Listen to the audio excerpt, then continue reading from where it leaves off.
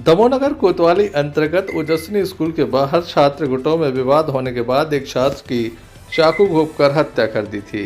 इस मामले में पुलिस के द्वारा 8 आरोपियों को गिरफ्तार कर लिया है। नगर कोतवाली टीआई मनीष कुमार के द्वारा विशेष प्रयास किए गए ताकि जो आरोपी उन्हें जल्द से जल्द गिरफ्तार किया जा सके। शाम तक सारे आरोपी पकड़े गए।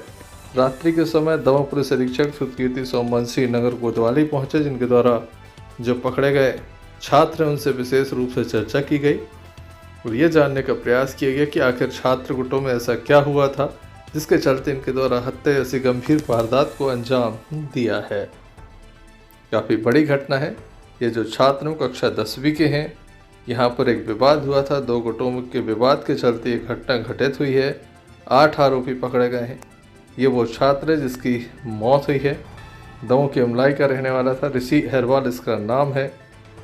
काफ़ी कम उम्र के इस छात्र की मौत हो गई है। पुलिस के द्वारा हत्या का मामला दर्ज किया गया है। विभिन्न धाराओं में ये मामला दर्ज किया गया है। क्या घटनाक्रम हुआ था, क्या पूरा मामला है, इस संबंध में हमने दमोह पुलिस अधीक्षक सुकीर्ति सोमवंशी से चर्चा की तो उनके द्वारा हमें विस्तार से जानकारी दी।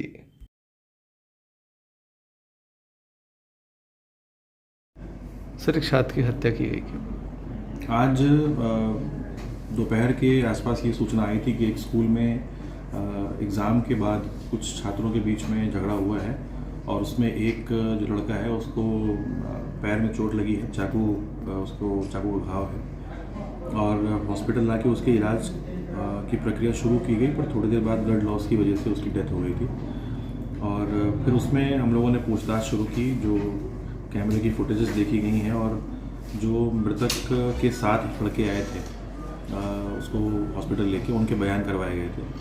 तो इसमें जो स्थिति निकल के आई कि ये जो मृतक है और उसी स्कूल में बाकी जो एग्ज़ाम देने वाले लड़के आते हैं उसमें 2 ग्रुप्स के बीच में 27 तारीख को और फिर 2 तारीख को कुछ कहासुनी हुई थी, गाली गलौज हुई थी। और फिर ये बात आई थी कि एग्ज़ाम ख़त्म होने के बाद दोनों लोग दूसरे को देख लेंगे और झगड़ा करके इसको सेटल करेंगे। इस तरह से इन लोगों के बीच में बात हुई थी और आज वो जो घटना है वो उसमें यही बात आई कि उस मृतक को 4-5 लड़के जो हैं यहाँ हमारे जो टोटल 8 इसमें आरोपी हैं, इन्होंने घेर के उससे मारपीट की और उसमें जो मुख्य आरोपी है उसने उसके पैर में चाकू मार दिया और फिर उसको छोड़ के वहीं से भाग गया।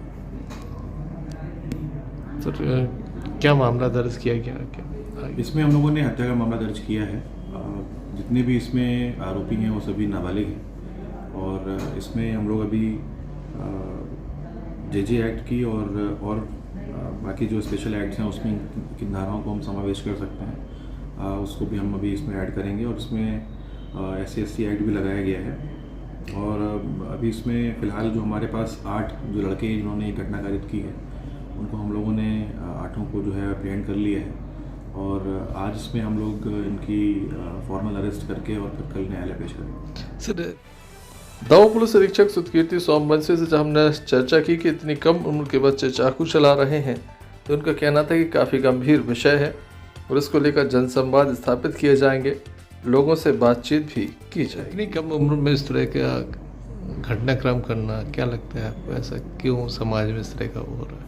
हाँ, ये काफ़ी दुर्भाग्यपूर्ण है और अभी इन सभी बच्चों से मेरी चर्चा भी हुई तो वो खुद भी इस बात से अवेयर नहीं है कि कितनी गंभीर घटना उन्होंने कर दी है और छोटी मोटी गाली गलौज पे या कहासुनी पर चाकू लेके सेंटर आना ये बहुत ही अलार्मिंग है।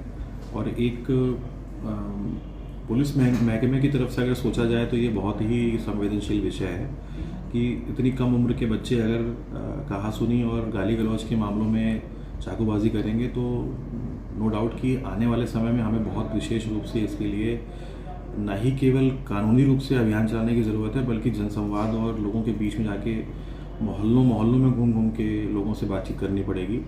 और इसमें एक बात और निकल के आई है कि ये हर मोहल्ले में या हर 8-10 घर में 15 घर में कोई इस प्रकार का एक व्यक्ति होता है जो सोशल मीडिया पर या मोहल्ले में अपनी धौंस जमाता है।